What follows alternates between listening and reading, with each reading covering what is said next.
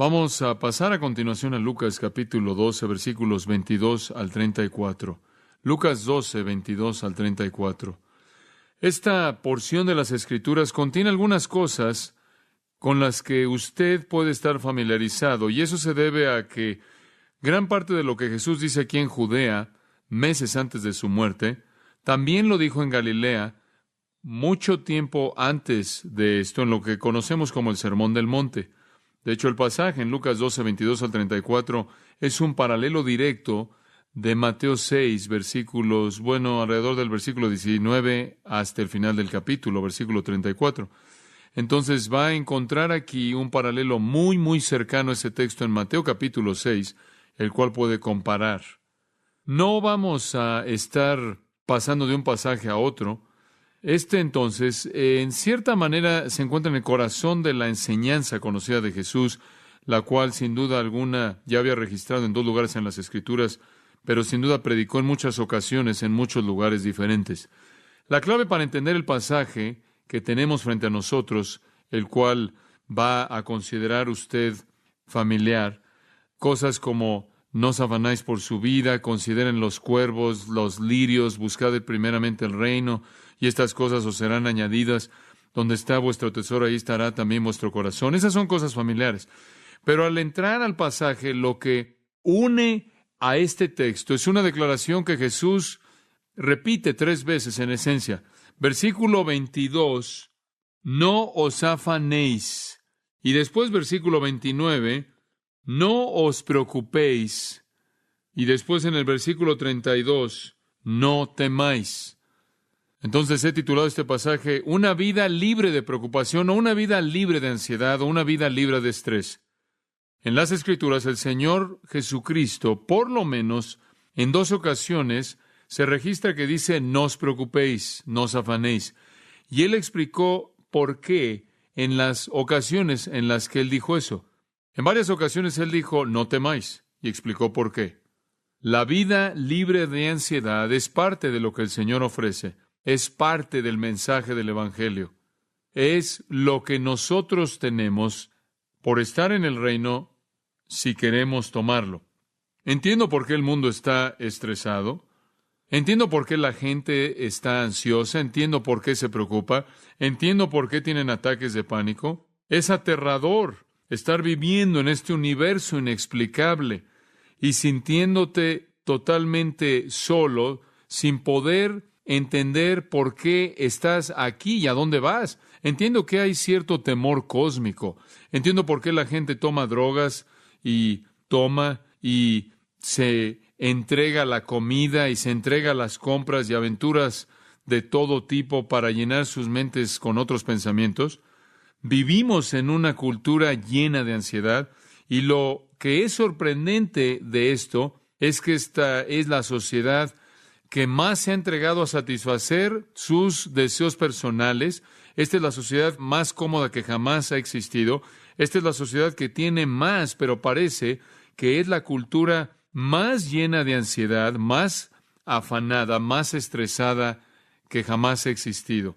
Tenemos un mundo médico inmenso que existe para hacer nada más que ayudarle a la gente con estrés. No hay preocupación alguna que no se nombre. No hay preocupación que no se defina. No hay preocupación que no sea catalogada. No hay preocupación que no sea diagnosticada. Y ninguna preocupación se escapa de ser medicada. Simplemente siguen sin ser aliviadas. La gente vive con ansiedad, vive con preocupación, vive con estrés. Pero es tan común que ni siquiera hablamos de eliminarlo. El término es cómo manejarlo. Tomas un curso para ir a un seminario, escuchas una clase, compras una cinta acerca de administración o cómo manejar el estrés como si fuera un equipo de béisbol, como si necesitaras una línea de producción o un administrador. Cuando Jesús viene y dice, no les voy a enseñar a cómo manejar su estrés, lo voy a eliminar. La meta en la sociedad en la que vivimos es administrar o enfrentar o manejar la ansiedad. Cómo de alguna manera deshacerse del pánico, del estrés, de la ansiedad que usted siente debido a que está viviendo en medio de un universo cósmico que le es inexplicable a usted y que hay temores desordenados subyacentes, ansiedades que salen a la superficie con mucha frecuencia. Y llega a ser bastante serio con muchas personas. Alrededor de 20 millones en Estados Unidos de Norteamérica, 20 millones de adultos, son sujetos anuales, son personas que están sujetas anualmente al mundo de las enfermedades mentales, alrededor de $42 billones al año en costos gubernamentales. Vienen con desórdenes de ansiedad que reciben nombres, asuntos que se solapan y se mezclan. No es como si tienes algún tipo de área de ansiedad. Hay varias categorías. Está lo que se llama el AD general, el cual es el desorden de ansiedad general. Y supongo que podrías incluir casi todo ahí. Después está el desorden de ansiedad obsesivo-compulsivo, lo cual significa que realmente hace cosas raras como lavar sus manos 100 veces diario, o arrancarse el cabello, o frotarse tanto la nariz que se le cae, o algún otro tipo compulsivo inexplicable de conducta. Y después está el desorden de pánico, en el cual usted entra a un alto nivel de pánico, hay palpitaciones de corazón rápidas, temor extremo, y realmente no hay una razón circunstancial por ello. Tenemos también estrés postraumático, AD, el cual es algún nivel de pánico en el cual usted siente después de algo que usted acaba de enfrentar. Está lo que se llama el desorden de ansiedad social, el cual me imagino que significa que ni siquiera lo tiene si no está cerca de la gente. Y después está el AD específico, fobias específicas acerca de algunas personas que entran en ansiedad, se afanan, están llenas de ansiedad si ven una rata, o algunas con una serpiente, o algunas tienen ansiedad por una tormenta, algunas literalmente tienen una fobia con los closets, agorafobia, claustrofobia, acrofobia, las alturas, etcétera, etcétera. Y alrededor del 50% de la población norteamericana experimenta algún tipo de desorden de ansiedad psiquiátrico, alrededor de la mitad de la gente en Norteamérica en su vida. Y 100 millones, se estima que 100 millones a nivel mundial tienen ataques de pánico. Simplemente de la nada sienten un pánico terrible, aterrador. Y esto es enorme. Y claro, el negocio médico es enorme para tratar de manejarlo o tratar de controlarlo, y las compañías de medicinas, claro, son el jugador vital, tienen un papel clave en cómo es eso manejado. De acuerdo con la Universidad Estatal de Ohio, tiene una página en la Internet en la cual enfrentan algunas de estas cosas, tratan con algunas de estas cosas. Y una de las declaraciones en su página es: la meta de algún tratamiento es hacer que la ansiedad sea una parte que se puede manejar en la existencia diaria. Lo mejor que el mundo le puede ofrecer a usted es cómo manejar su ansiedad. Jesús le ofrece cómo eliminarla. ¿Eso se oye como algo bueno? Deshacerse de ella en su totalidad, detenerla. De hecho, usted puede traducir básicamente el versículo 22, dejen de estar ansiosos. Versículo 29, dejen de preocuparse. Versículo 33, dejen de tener miedo.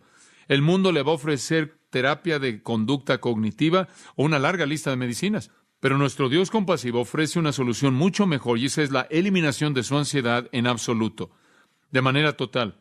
Deje de estar ansioso, deje de preocuparse, deje de tener miedo. La preocupación es algo realmente mortal. Rush dijo, la preocupación es una corriente delgada de temor que está corriendo por la mente. Si es alentada, abre un canal por el cual el resto de los pensamientos son drenados. Usted puede comenzar con un poco de preocupación y puede absorber su vida entera. Leí esto hace algún tiempo atrás. No sé por qué leí algunas de las cosas que leí, simplemente por curiosidad, me imagino, pero estaba leyendo acerca de los estándares en una institución en Washington, D.C., y establecen todo tipo de estándares, y había un pequeño párrafo que decía esto: una neblina densa que cubre 7 cuadras en una ciudad, ¿están conmigo? Una neblina densa que cubre 7 cuadras en una ciudad de 100 pies de profundidad está constituida de menos de un vaso de agua dividido en 60,000 gotas. No hay mucho ahí, el párrafo dijo, pero afecta a la comunidad entera, paraliza a la comunidad entera. Bueno, eso es lo que puede suceder en la preocupación. Usted puede tener algo del tamaño de un vaso de agua paralizando una comunidad entera. La palabra preocupación, de hecho, viene de una palabra alemana antigua, y la palabra antigua alemana es Wirgan, y significa estrangular, ahogar. Está hablando de estrangulación mental a través del temor y la ansiedad y el estrés y la preocupación. Ahora, solo hay dos esferas en las cuales usted puede preocuparse. Puede preocuparse por el mundo físico, puede preocuparse por el mundo espiritual, puede preocuparse por lo que es inmaterial o lo que es material. Puede preocuparse por lo que es terrenal y lo que es celestial. Y entonces, eso es precisamente lo que Jesús dice. No necesita preocuparse por eso. En el versículo 22, Él dice, no os afanéis por vuestra vida. Y con eso se refiere a lo que usted come, a su cuerpo, a lo que viste. Deje de preocuparse por eso, por las cosas básicas de la vida. Después, en el versículo 32, no teman a nivel espiritual, porque su Padre ha escogido con gusto darles el reino. De esta manera, usted no se queda con nada por qué preocuparse, nada por qué estar ansioso, nada por qué estar estresado, nada por qué tener pánico. Entonces concluimos que si usted se preocupa como cristiano, la preocupación es un pecado.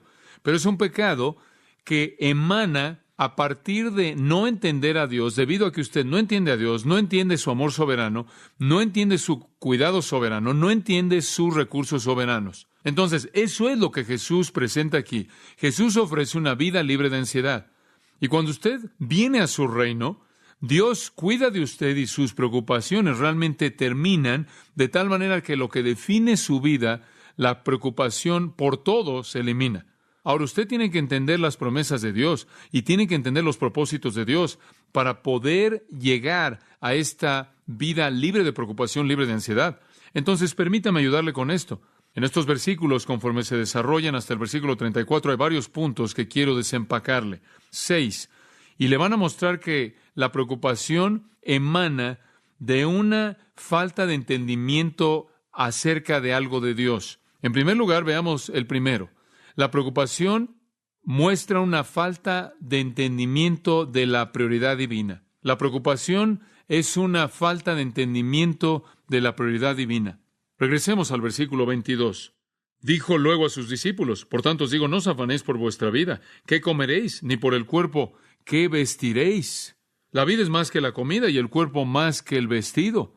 Eso no es difícil de entender. Sin embargo, hay algunas cosas que están abajo de la superficie que creo que van a abrir un entendimiento más profundo de esto. En primer lugar, Él le dijo a los discípulos, recuerden ahora, Él está hablando a los discípulos, lo cual incluiría a los apóstoles, como lo notamos en el versículo 41, cuando Pedro dice, entonces Pedro le dijo, Señor, ¿dices esta parábola a nosotros o también a todos?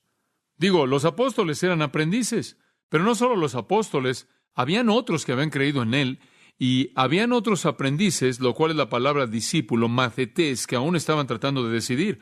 Él les está hablando a aquellos que han decidido, están tratando de decidir, y les está explicando cómo es la vida en el reino. La multitud está aquí en decenas de miles, y en esa multitud se encuentran aquellos que están abiertos a su enseñanza, mientras que la mayoría de la multitud es hostil hacia Él.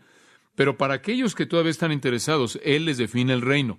Y les dice a los discípulos, después de la interrupción, recuerdan en el versículo 3, de un hombre lo interrumpió al decirle que debía decirle a su hermano que le diera su parte de la herencia. Y Jesús le dio la parábola maravillosa del hombre rico que construyó graneros más grandes para guardar todo para sí mismo. Y el Señor dijo, esta noche vienen a pedir tu alma. Y después Jesús dijo, ustedes saben, tienen que hacer tesoro en el cielo, deben ser ricos hacia Dios y no ser egoístas. Y así es como terminó la historia en el versículo 21.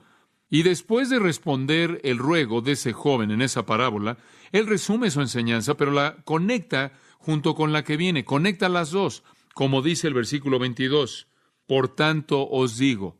Por tanto, ¿cómo que por tanto? La razón que les acabo de dar en el versículo 21. Usted tome una decisión en la vida si va a ser tesoro para usted o si es rico para Dios, lo cual es otra manera simplemente de decir, hagan tesoros en el cielo.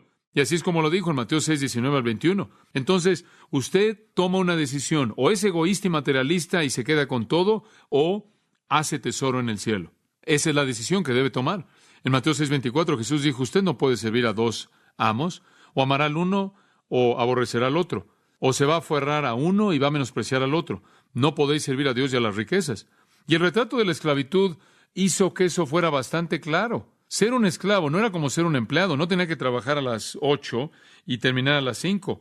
Puede hacer eso en su sociedad, en nuestra sociedad, y después puede ir a trabajar a otro lado y estar allá a las 7 y terminar a las 2 de la mañana. Puede servir a dos amos en nuestra cultura, puede tener dos trabajos, pero usted no podía hacer eso en un ambiente de esclavos porque era usted poseído por el amo, y no había manera en la que un esclavo pudiera servir a dos amos. Era imposible.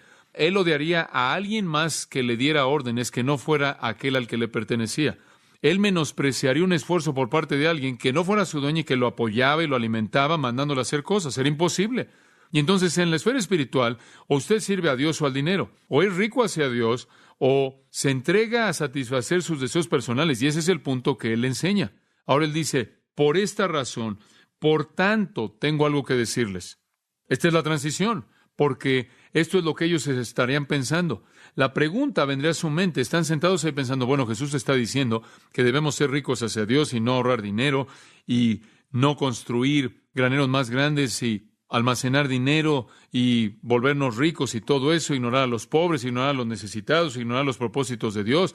Pero si le damos todo eso a Dios, ¿qué hay acerca de nosotros? ¿Qué nos va a pasar? ¿Quién va a cuidar de nosotros? Digo, vivimos en un mundo difícil, ¿no es cierto?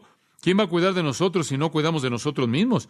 Si no construyo graneros más grandes, si no cuido de mí mismo, si no apilo, si no acumulo, ¿quién va a cuidar de mí? No quiero depender de alguien más, no quiero depender de la compasión temporal de alguien.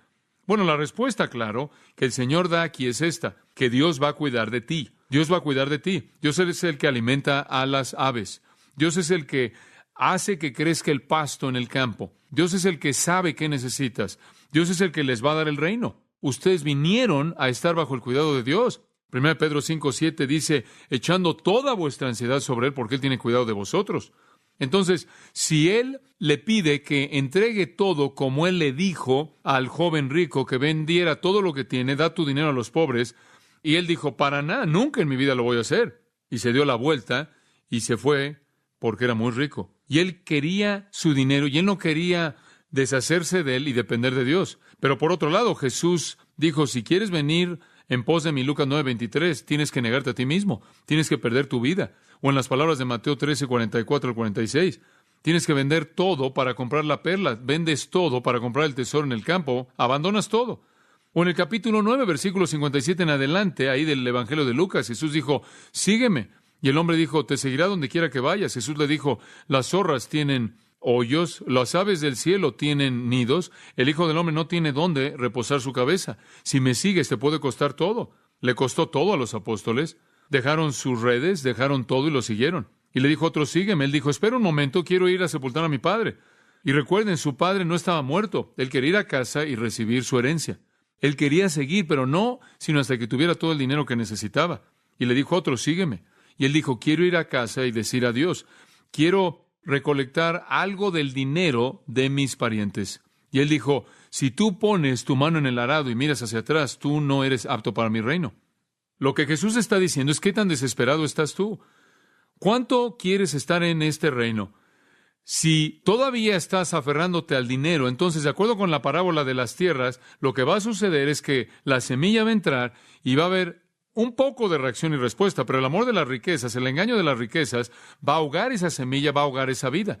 En otras palabras, la salvación es para gente que está lo suficientemente desesperada como para decir, mira, no me importa lo que me cueste. Si quieres todo lo que tengo, lo voy a dar. Si no quieres nada, está bien también. Lo que sea, lo voy a dar. E inclusive, aun cuando tú no pidas, como Saqueo en el capítulo 19, el Señor le da el evangelio a Saqueo y Saqueo dice, voy a pagar todo aquello que extorsioné en múltiplos.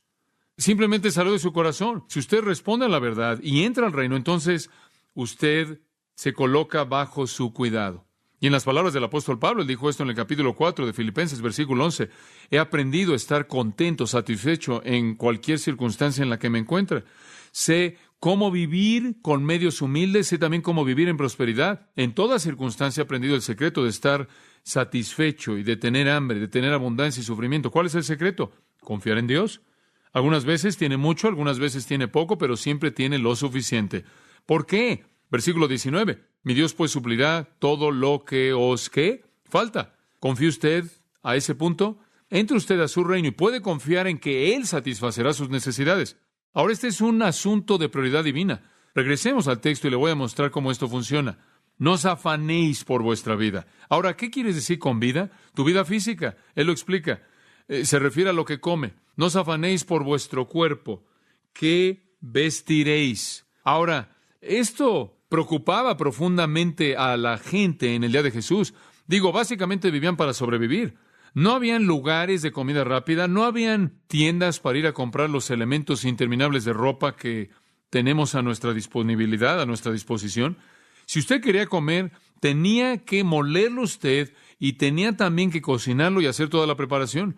Y si quería ropa, iba a algún lugar, compraba ahí el hilo y lo hacía. Usted producía la tela o compraba la tela y hacía la prenda de ropa. Y si era pobre, entonces era una verdadera lucha por su alimento y por su comida. Y digo, 1 Timoteo 6:8, teniendo sustento y abrigo, estemos contentos. Y en eso consistía la vida. Era de tener lo suficientes comidas diariamente como para sobrevivir y la ropa que necesitaba para mantenerse caliente y ser protegido del calor ardiente del sol del Medio Oriente. Pero él dice, miren, no se preocupen por su vida, no se preocupen por lo que van a comer para sustentar su vida, no se preocupen por su cuerpo, qué es lo que se van a vestir. Versículo 23, la vida es más que la comida y el cuerpo que el vestido. Aquí tienen otra manera de decir eso. Existes para una razón más alta. Muy bien, existen para una razón más alta. La vida es más que el alimento y tienen un cuerpo para más razones que simplemente ropa. En otras palabras, Dios no lo hizo para que usted fuera como un animal. Usted no solo es una máquina de comida. Usted no solo es el fin de la cadena alimenticia. Usted no es el producto final de la evolución y su cuerpo no está diseñado como algo que simplemente debe ser vestido para su protección ambiental. Realmente no consiste en eso en absoluto. Usted no es una máquina nada más que come y un maniquí. Usted sabe, es difícil convencer a nuestra cultura de eso. El alimento y la moda están en una sobredosis de restaurantes y ropa. Pero sin Dios, usted es una máquina que come y un maniquí. Pero Dios no le dio a su pueblo vida para esa razón, para ese propósito. No estoy solo aquí para existir. Es en Dios que vivo y me muevo y tengo mi ser. Pero Dios tiene un propósito para mi vida. Estoy bajo una prioridad divina. La idea simple es, escuchen, para aquellos que están en el reino, si Dios le dio vida y le dio, si Él quiere que viva y Él quiere que viva si usted está vivo, y si lo trajo a su reino y lo ha traído, entonces Él tiene un propósito que Él quiere que usted cumpla en su reino para su gloria, y entonces Él va a sustentarlo, a sostenerlo para que cumpla con ese propósito. ¿Muy bien? Digo, no tendría sentido que Dios dijera, te voy a salvar y te voy a dar vida eterna, te voy a dar vida espiritual y tengo un propósito para tu vida y un destino, un plan y propósito, y te he dotado y te he llamado y he preparado circunstancias y hombres, si tan solo puedes mantenerte vivo para poder cumplir con esto, esto va a ser muy bueno. No. Con toda honestidad, la gente que no está en la familia de Dios viene y se va, vive y muere sin contribución al reino divino. Pero aquellos de nosotros que somos de Él, estamos cumpliendo un propósito divino y esa es la razón por la que usted puede decir con el salmista, Jehová, el Señor es mi pastor, nada me, ¿qué? Faltará. Él me hace reposar sobre pastos verdes. Él me guía junto a aguas de reposo. Él restaura mi alma. Él me lleva y me guía en medio del valle de la sombra de muerte y del otro lado. La tierra es del Señor y todo lo que hay en ella, dijo el salmista.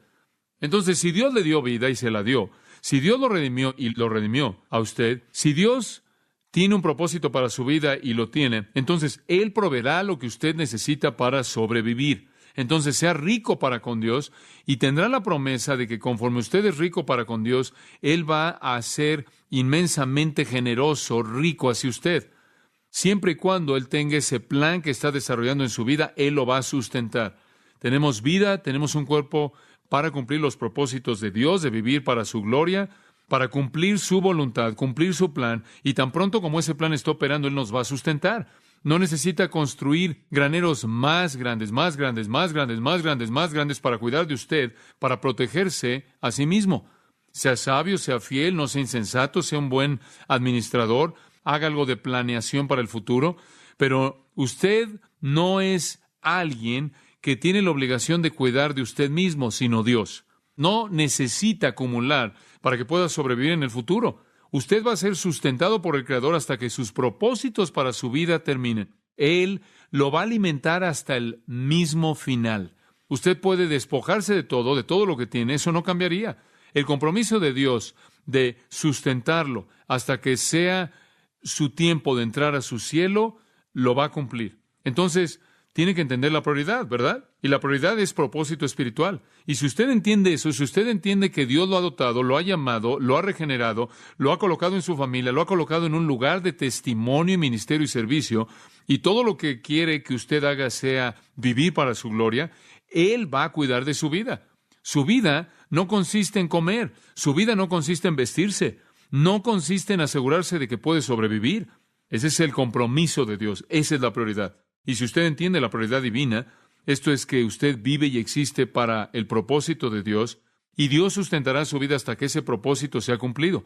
Entonces, no tiene que preocuparse por ello. En segundo lugar, la preocupación entonces no entiende la prioridad divina. En segundo lugar, la preocupación no entiende la provisión divina. No entiende la provisión divina. Observe el versículo 24. Considerad los cuervos, que ni siembran ni ciegan, que ni tienen despensa ni granero, y Dios los alimenta. ¿No valéis vosotros mucho más que las aves? Ahora, creo que él se concentra en las aves, porque en cierta manera son, me imagino, las más frágiles. Solo están aquí y luego ya no están.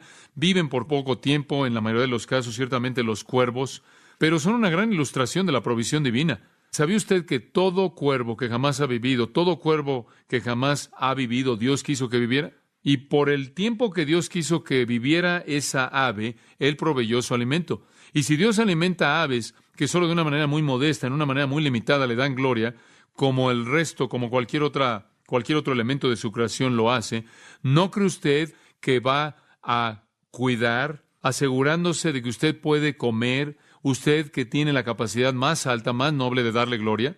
Esto, por cierto, también está en Mateo 6:26. Es una analogía de lo menor a lo mayor. Esto era común en la enseñanza judía.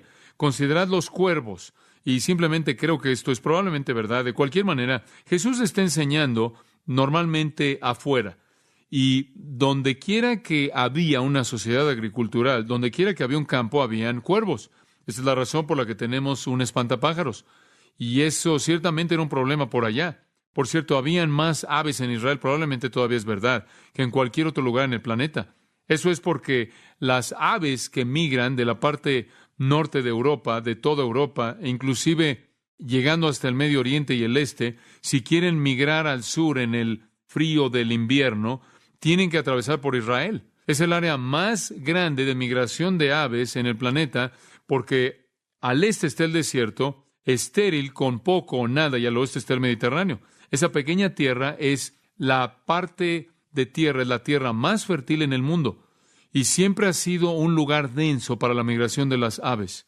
La Fuerza Aérea Israelí ha perdido más pilotos y más aviones debido a aves decapitando a los pilotos al atravesar por la cabina, porque están volando tan rápido en un grupo de lo que lo hacen en combate militar. Y todos los aviones que entran y salen de Ben Gurion y Tel Aviv, en donde he estado muchas veces, tienen que enfrentar a estas aves, y entonces han hecho estudios de migración para determinar en qué momento vienen estos grupos y en qué periodo del año, y cómo vienen, y a dónde van, y dónde aterrizan, y han localizado contenedores de agua, etcétera, etcétera, para proteger a los jets, porque las aves se meten a los motores, y obviamente ese es un problema.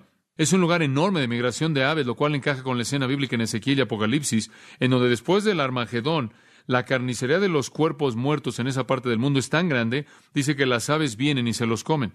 Puede indicar que durante esa época de migración es cuando ese acontecimiento pueda suceder. Pero de cualquier manera, las aves están por todos lados. Y Jesús probablemente dijo, ustedes saben, obsérvenlas.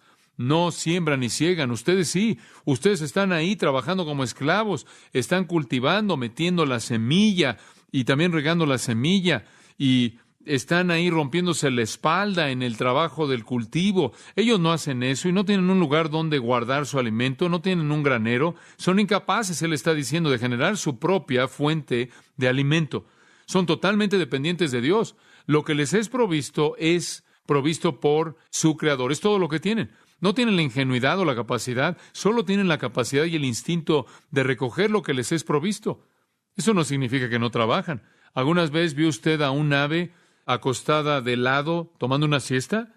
Las aves están en movimiento constante. A mi querida Patricia le encantan las aves. Digo, realmente le encantan las aves. Entonces tenemos que 6 u 8 comederos de aves ahí en el patio de atrás, de tal manera que cuando usted sale por la puerta trasera, en cierta manera tiene que agacharse, porque digo, están por todos lados. Es como un aviario en nuestro jardín, lo cual es maravilloso. Disfrutamos de esa parte de la creación de Dios. Son absolutamente incansables. Se pelean el uno al otro en esos pequeños comederos. Cuando están ahí tratando de comer la semilla y levantarla del piso, se pelean y hasta llegan al piso y se persiguen el uno al otro y se hacen sonidos el uno al otro para poder comer esas semillas. Y cuando estas cosas están vacías, ya se acabaron, ¿no es cierto? Se van, ¿verdad, mi amor? Se van y no los vemos. Y después ella los llena, o más bien yo los tengo que llenar. No sé cómo es que se pasa la voz, que alguien que dice "Psst", y después regresan todos, docenas y docenas de ellos. Y no estamos hablando del hecho de que usted no trabaje. Y esto no quiere decir que porque Dios provee para nosotros, no trabajamos. Él ha provisto los recursos para nosotros. Él ha provisto la capacidad para que nosotros trabajemos y ganemos esas cosas. Y si estamos en esta situación en la que aún en nuestros mejores esfuerzos no podemos proveer lo suficiente, Dios va a encontrar un camino para cuidar de nosotros, para sustentarnos, ¿verdad? Ellos trabajan, nosotros trabajamos, pero es Dios quien providencialmente provee. Job 38:41, ¿quién prepara para el cuervo su sustento cuando sus crías claman a Dios y andan sin alimento? La respuesta, el Todopoderoso lo hace, el Todopoderoso. Y el salmista enfatiza esto, Salmo 104. Allá hay 2 versículos. Versículo 25. Está el mar grande y amplio, en donde ahí hay animales innumerables, tanto grandes como pequeños. Versículo 27. Todos esperan para ti, para que les des su alimento en el tiempo apropiado. Si Dios no proveyera, si Dios no hubiera diseñado esa cadena alimenticia, no sobrevivirían. Bueno, Dios quiere que sobrevivan. Dios los hizo para su propia gloria y con frecuencia pienso en eso cuando pensamos en el mar. La mayor parte de lo que sucede en el mar nunca nadie lo ve, solo es para el mero placer de Dios. En el Salmo 145, versículo 15, los ojos de todos ven a ti y tú les das su alimento a tu tiempo. Tú abres tu mano y tú satisfaces el deseo de todo ser viviente. Salmo 147, 9, Él le da a la bestia su alimento y a las aves jóvenes que claman. El rabino Simeón dijo, en mi vida nunca he visto un lugar de higos secos, nunca he visto un león como un pordiosero, nunca he visto una zorra como un mercader. Sin embargo, todos ellos son nutridos sin preocupación. Si ellos, que son creados para servirme a mí, son nutridos, son sustentados, ¿cuánto más debo yo, quien fui creado para servir a mi Hacedor, para ser sustentado? Y ese realmente es el punto, ¿no es cierto? Dios los alimenta, versículo 24. Dios los alimenta. Dios tiene un propósito para su existencia. Hay un honor manifiesto que viene para Él. Hay una gloria que viene a Él. Hay un deleite que viene a Él. Y entonces Dios las alimenta. Es la misma provisión que Él trae a ellos, que es la misma provisión que Él hace para ellos, que también hace para nosotros. Y observe al final del versículo 24. ¿No valéis vosotros mucho más que las aves? Si Él se encarga de que las aves tengan alimento, ¿no cree usted que Él se encarga de que usted lo tenga? ¿No necesita pasar su vida preocupándose si va a tener suficiente, si va a tener suficiente ahora, si va a tener suficiente cuando se jubile, si va a tener suficiente en el futuro? Su Dios promete sustentarlo hasta el fin de sus propósitos.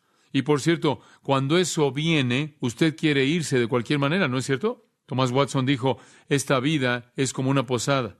Pasa un par de noches ahí, pero nunca olvida en dónde está su hogar.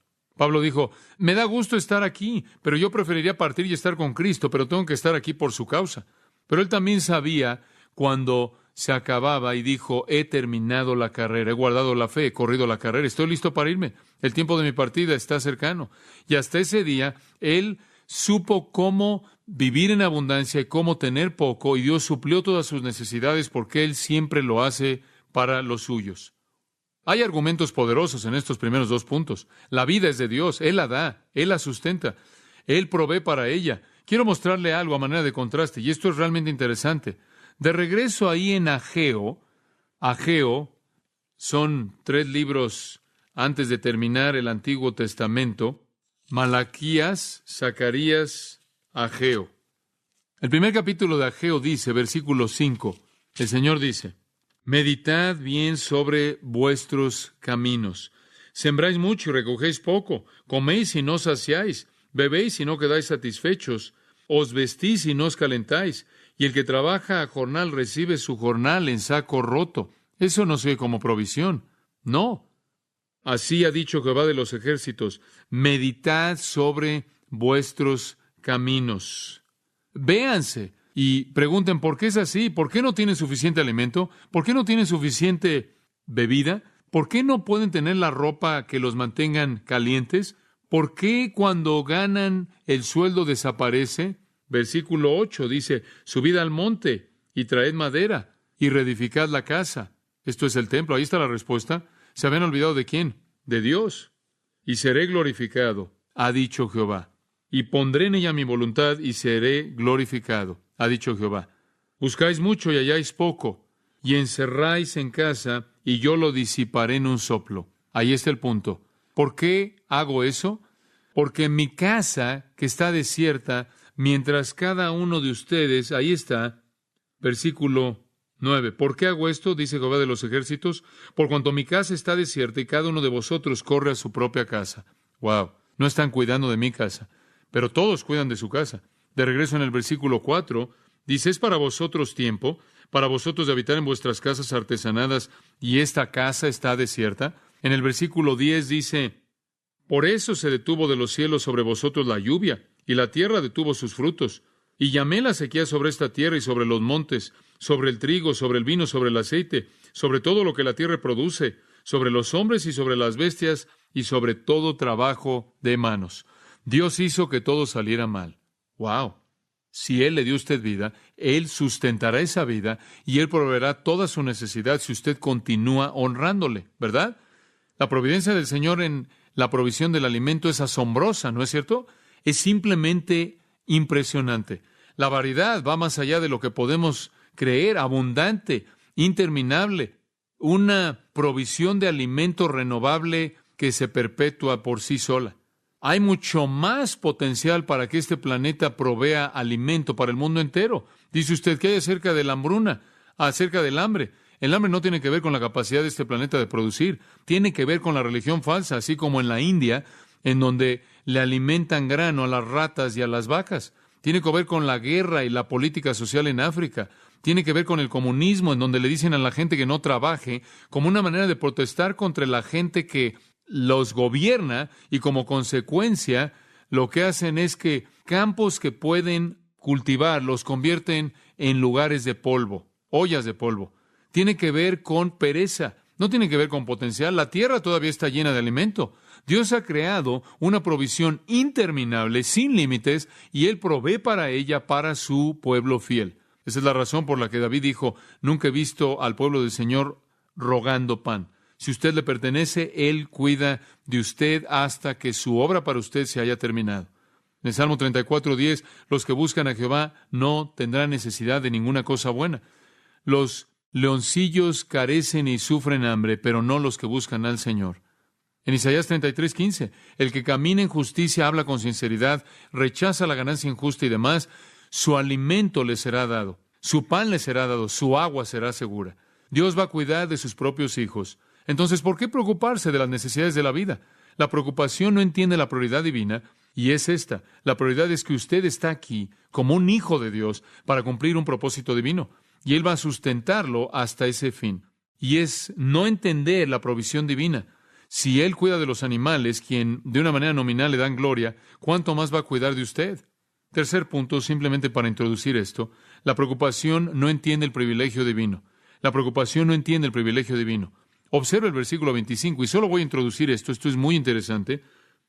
¿Y quién de vosotros podrá con afanarse añadir a su estatura un codo? ¿Sabe lo que es un codo?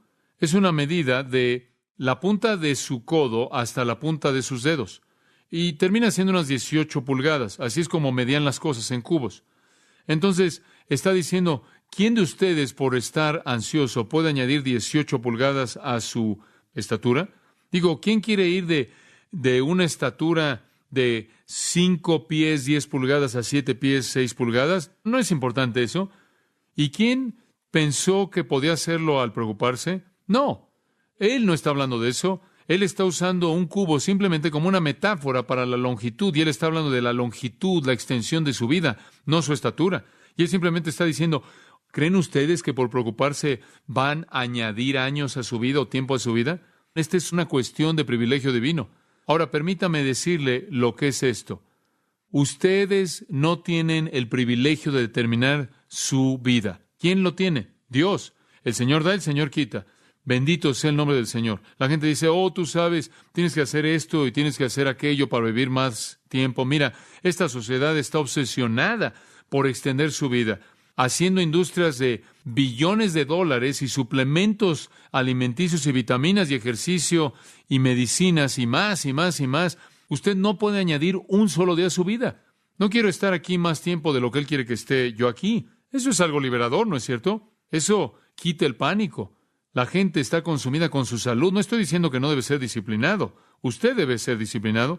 No estoy diciendo que no debe ser moderado en la manera en la que usted come, y no estoy diciendo que no debe mantenerse en una condición, digamos, razonable con la que pueda servir al Señor con toda su energía y con todo su poder. Eso es importante. Y no hay virtud en el pecado de la glotonería o la pereza o la falta de dominio propio, pero le estoy diciendo que la preocupación no va a extender su vida, porque el que tiene el privilegio de determinar cuándo nace y cuándo muere usted es la soberanía de Dios.